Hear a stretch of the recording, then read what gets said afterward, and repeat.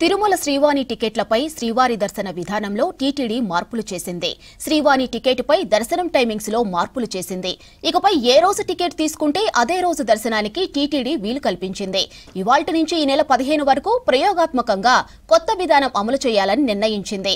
ఉదయం ఆఫ్లైన్ లో శ్రీవాణి టికెట్ పొందిన భక్తులు అదే రోజు సాయంత్రం 4:30 వైకుంఠం క్యూ కాంప్లెక్స్ 1 దగ్గర రిపోర్ట్ చేయాల్సి ఉంటుంది.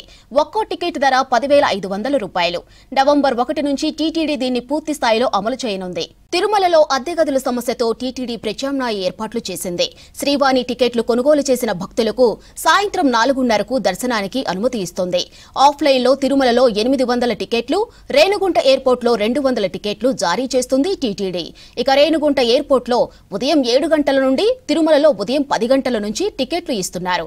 ఇప్పటికే ఆన్లైన్ లో టికెట్లు పొందిన భక్తులను ఉదయం 10 గంటలకు దర్శనానికి అనుమతి ఇస్తున్నారు. నవంబర్ 1 నుంచి ఆన్లైన్, ఆఫ్లైన్లలో టికెట్లు పొందిన భక్తులను సాయంత్రం 4:30కు దర్శనానికి అనుమతించనున్నారు టీటీడీ అధికారులు.